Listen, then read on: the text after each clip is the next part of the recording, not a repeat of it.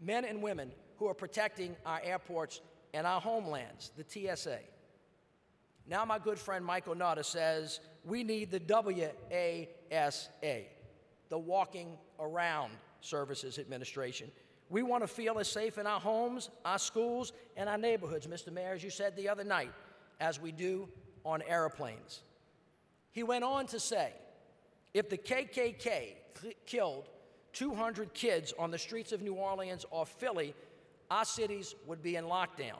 If 200 well-off white kids were murdered in New Orleans, there would be hell to pay. Indeed, if either one of these things happened, the earth would stop spinning, the sun would stop shining, and we as a nation would respond, marshaling every resource to find a way or to make one to fix this problem. It has not been so with young African-American men killing young African-American men. This is the truth, mayors, and we are being called upon to witness and to speak the truth. Congress has the money.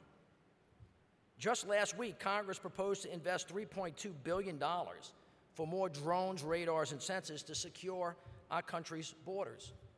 At the same time, and as we speak, Congress is contemplating adding $30 billion to double the size of Border Patrol and add 40,000 new agents to the force. Think about what the cities in America could do on the issue of violence with 40,000 more police officers. I support immigration reform as a top priority for our country. We must forge ahead, and you know what? They ought to hurry up. But when are we going to give the same protection on our streets as we do on the borders? From 2009 to 2011, $14 billion was spent by the United States government on police departments. But here's the thing. It wasn't spent on American soil, fighting the good fight against violent crime with local governments on what amounts to a shoestring budget. No, no, no. This money went to build police departments for the people of Afghanistan, Iraq, Pakistan, Mexico, and Colombia. This week, the Johns Hopkins School of Advanced International Studies did a big study on the Medellin, Colombia miracle, talking about how they reduced violent crime. This is how they did it, with $3.4 billion from the United States of America to hire 50,000 more police officers and to do nation building at home. I'm happy that we did it. It's important. But now what we have to do is take those resources and bring them back full circle, redirect them to the home front, and give them to the mayors and to the local communities to help fight crime.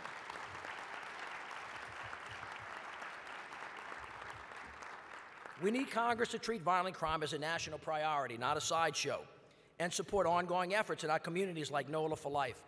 Refocus and mobilize federal assets from ATF, FBI, DEA, and U.S. Marshals to work shoulder to shoulder with local files. Can you imagine investing in early childhood education, substance abuse, mental health, bringing the faith-based community together, putting them back with not-for-profits? This is the message. Put the team on the field. Give us the resources. Let us win the game. You know we can make it happen.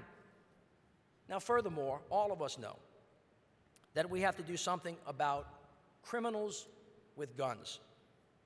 This United States Conference of Mayors is on record as supporting the Second Amendment, and I support it too.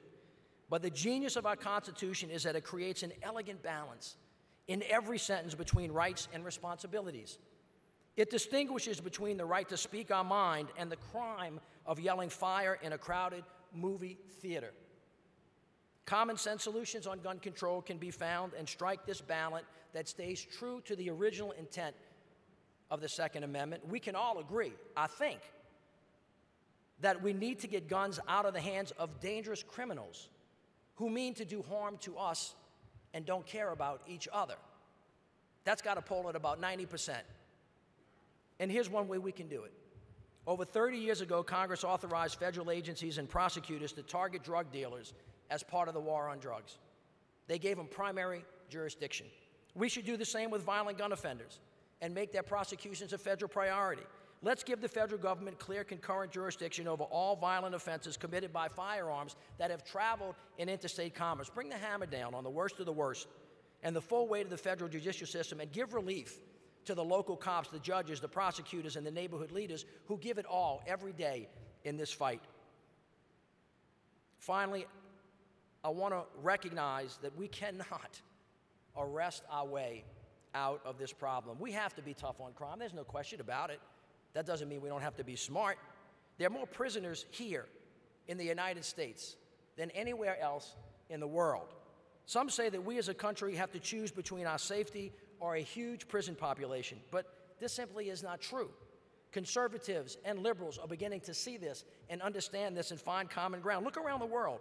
You find countries that have a prison population that pales in comparison to the United States of America, and yet they are significantly safer than us. Something is amiss. America has more prisoners than Russia, Mexico, Iran, South Africa, Turkey, Canada, Vietnam, Colombia, England, Pakistan, Spain, Germany, Burma, Cuba, Venezuela, and Saudi Arabia combined.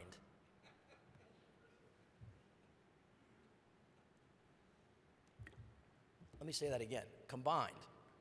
5% of the world's population lives in America, yet we have 25% of the world's prisoners and the highest crime rate. Furthermore, numbers show that black males in America are incarcerated at a rate of more than 6 times of white males. African Americans make up to close to 40% of our prison population, while representing only 13% of the United States' total population. This should be obvious. We cannot arrest or imprison our way out of this problem. Other countries have found to do more with less and to have better results. There's something to be learned there. We must go deeper and find solutions that stop this madness and keep us safe. We can do this. We have to get it done. And I think as mayors we can, and with Cities United, we really have already had a big impact. But if you really understand this problem, you know that no law, no rule, or no regulation by itself is going to fundamentally change the culture of death and violence on our streets. Individuals, pastors, schools have to do that. Government, on its best day, cannot do it all. As Mayor Nutter has called us to heed this morning, this is an epidemic, a public health crisis. Our communities will never improve if our young people aren't molded by strong families, strong churches, stable communities that emphasize, yes, personal responsibilities. And ladies and gentlemen, babies having babies just does not work.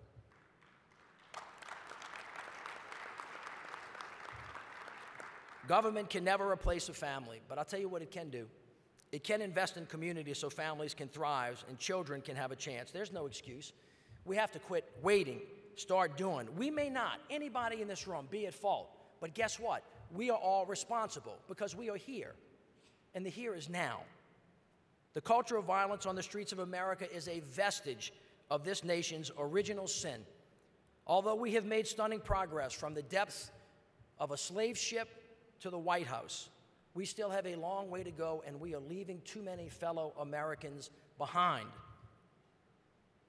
Last week, the leaders of our nation gathered in the Capitol to unveil a statue to pay homage to Frederick Douglass.